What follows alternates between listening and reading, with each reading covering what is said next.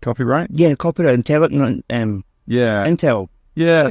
Intellectual property. That's the one. I suppose that's a big Get deal. away with it. I hope they're not listening, but I think you can get away with it. Just have 6 people. Give me a few weeks. Yeah. Taskmaster Scotland. Yeah. I want your honest opinion here, okay? The US version. Mm-hmm. How do you feel that went? Well, I feel quite a lot of things. So it was really, I think I'm an optimist. It was really fun. So I had 6 weeks living in LA with Andy, filming the tasks in this beautiful house, blue sky every day, with really great contestants. The contestants are brilliant. And then Reggie is one of my comedy heroes, Reggie Watts, the Taskmaster.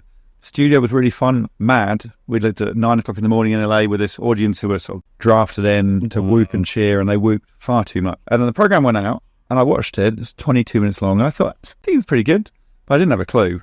And it sort of disappeared without a trace very quickly. But I did go out there, and there was billboards of me and the cast, and that was so exciting.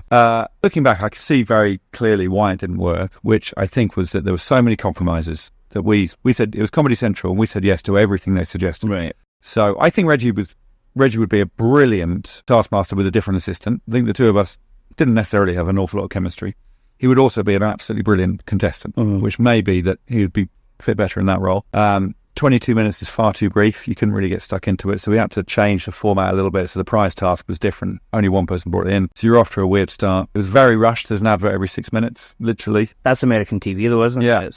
And I think everything should get a second series. I think if we did it again, we would have changed some elements. I think you need time to let something bed in. But in general, I think it wasn't as good as British version. I think if we did it again, we would just do it the way we do it here, which is what the other countries do. They all do it pretty much the same.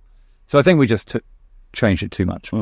But I think, we were pretty young and naive, and it was really exciting. And I do think, in general, television networks know their audience more than I do. So if Portugal suggests something, I normally go, yeah, if you think that will work, go for it. And it's the same with America. It's a whole, I don't understand American TV. I still don't really know what network television is compared to cable or streaming. I don't really understand it. So we just went along with it. We had a lovely time.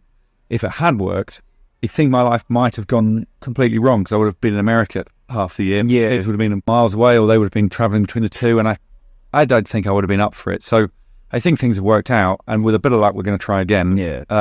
But ideally with Greg and me, or 2 American hosts. But I think we would just have more control over it. What was it you did a couple of months ago in New York? We just got invited on the Seth Meyers chat show because it's sort of got some sort of reach over there because of YouTube and people like it. And Seth Meyers knew the show and his writers knew it. So we got invited on. And while we were there, we did a Q&A session, and we did a premiere of the new series. That's what it was. It was a premiere. It was queued around the block. You had to turn people away. Yeah, it was very surreal. We did it in a club called Rodney's in New York. I think that's what it's called. I think Rodney Dangerfield's club. And I might have got that wrong. But anyway, it was really exciting, really surreal. People travelled for miles, wore lots of unofficial merch. Where did you get that from? And it was really good. So I think we're going back in January doing something similar. So it's only because we had a lovely time. Like Greg and I found it so exciting to realise that people knew it in America. And that's that must give you hope then for a second series or a new version to bring it back to America. Yeah, I think so. I mean, we're not pinning our hopes on it because I don't think we're too old to think this could launch us in America. I don't really want to be launched anywhere. I'm really happy where I am. But if we could have a go, I think we would say yes, as long as the conditions were right. But I don't think we look back with any sort of worries or regret. But yeah, it is interesting. We are thinking, well, I wonder if someone will come knocking. So we're not asking, we're waiting to be asked. Right. Talk to me about Chesham. Okay. Chesham FC. Why do you love that club so much? Why? It's such a small, for me, certainly looking at it, such a small club. I certainly wouldn't have heard of it unless I was watching Taskmaster or heard of you. Why have you got such an affiliation, such a love for that just little football club that's just down the way? Well, I guess it's a lot of things. So I've lived in Chesham for about maybe 18 years, and my kids are all born there and play for the youth teams, which doesn't mean they're good at football. They're pretty good.